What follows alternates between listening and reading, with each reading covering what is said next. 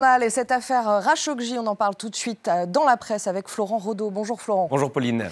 Et à la une ce matin, cette fracture qui s'opère en Europe sur la question des ventes d'armes à l'Arabie Saoudite. Oui Pauline, c'est en une de l'Opinion ce matin, le hiatus franco-allemand, peut-on lire. Le journal assure que le gel des exportations d'armes annoncé par Angela Merkel fait tousser Paris. La chancelière allemande a mis le doigt exactement là où cela fait mal pour la politique française. Voilà ce que nous dit l'Opinion. Vous découvrez ce dessin signé CAC pour le journal. Le quotidien qui revient également sur l'échange tendu hier entre Bastien Lachaud et Florence Parly à l'Assemblée nationale. Le député de la France Insoumise qui a dénoncé, je cite, l'ignominie de ces ventes d'armes à l'Arabie Saoudite. La ministre des Armées lui a bien sûr répondu. Des décisions seront prises une fois que toute la lumière sera faite sur cette affaire. On le voit donc bien, à Paris, la gêne est perceptible, Pauline. Et cette question des ventes d'armes à Riyad, elle fait également débat en Espagne. C'est le site catalan ara.cat qui nous en parle ce matin. Mardi, un vote sera organisé en Espagne au Congrès pour déterminer la marche à suivre. Et comme Paris, Madrid pourrait ne pas changer sa stratégie d'un iota. C'est ce que souhaite d'ailleurs le Premier ministre socialiste Pedro Sánchez.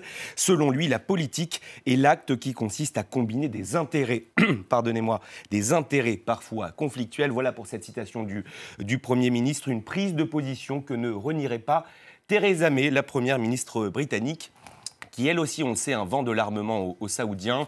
On le voit sur ce dessin. Elle est représentée sur le fuselage d'un avion conduit par Mohamed Ben Salman. Vous le voyez, les mains ensanglantées, avec cette légende peu anodine. On tuerait pour un contrat d'armes avec l'Arabie Saoudite. Voilà ce qu'on pouvait dire sur les conséquences sur les ventes d'armes de cette affaire Khashoggi. Et c'est bien Donald Trump, j'imagine, qui est à côté d'elle. Donald Trump à ses côtés, Theresa May et Mohamed Ben Salman. Les élections municipales en France, elles auront lieu en 2020. Après le retour de Gérard Collomb à Lyon, la droite s'organise. Et cette droite française, elle estime que ce scrutin est gagnable. Cela peut surprendre quand on sait que la ville est aux mains de la gauche depuis 2001 et l'accession de Gérard Collomb à la mairie. On l'a perdu à cause des divisions et de nos haines recuites, indique au Figaro un responsable LR. Et pour mener ce combat à Lyon, la ville lumière, un homme a été choisi, c'est Étienne Blanc. Le bras droit de Laurent Wauquiez, le patron des Républicains, qui, vous vous en souvenez, avait agité à un moment une potentielle candidature à Lyon. Étienne Blanc qui a accordé une interview au Figaro ce matin. J'ai accepté de conduire une liste de rassemblement du Modem aux Républicains avant d'envoyer bien sûr une pique à l'ancien ministre de l'Intérieur. Gérard Collomb fut bâtisseur, mais il n'est plus visionnaire. Voilà, la bataille est bel et bien lancée à Lyon. Et vous nous emmenez maintenant à Montréal, où les médecins ont trouvé une façon bien particulière de soigner leurs patients. Et oui, Pauline, à partir du 1er novembre prochain, des patients souffrant de dépression, de diabète ou de maladies chroniques se verront prescrire des visites gratuites au musée des Beaux-Arts de la ville. Vous avez bien entendu, pendant un an, chaque médecin... C'est original. C'est très original. Chaque médecin aura le droit finalement à 50 prescriptions de ce nouveau genre. Selon la docteure Hélène Boyer, interviewée ce matin par Le Monde.fr, les sorties culturelles permettent d'augmenter le taux de cortisol et de sérotonine des patients. C'est donc bien scientifique. Elle l'assure, les bienfaits pourraient être comparables à ceux des activités physiques. Le concept, Pauline, a même un nom, les prescriptions muséales. On en apprend tous les jours avec la revue. Les prescriptions muséales, voilà. En effet, c'est un joli mot, on va dire, une jolie expression. Nouvelle expression. On jette à présent un coup d'œil à la une de l'Équipe. Bien sûr, le quotidien sportif qui revient ce matin. Claire en parlait dans son journal sur la prestation du PSG hier en Ligue des Champions. Un match nul 2-2 arraché in extremis face aux Napolitains.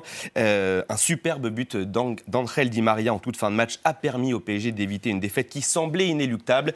On peut lire en une. Comme à Liverpool, les Parisiens ont affiché des lacunes inquiétantes. Et du côté de la presse italienne, bien sûr, le ton est radicalement différent. Vous découvrez la une de la Gazzetta dello Sport. Napoli fa benissimo, pardonnez-moi pour mon italien. Naples va très bien. Des Napolitains, bien sûr, devant les Parisiens au classement avant le match retour à São Paulo.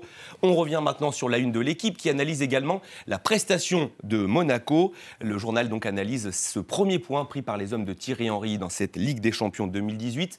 Monaco se rassure un peu. Sport toujours, Pauline, avec le début du 106e Tour de France. Le parcours va être dévoilé ce jeudi et ce sera une grande première, pour la première fois, un départ d'étape proche du quartier du Mirail à Toulouse. C'est donc un quartier populaire.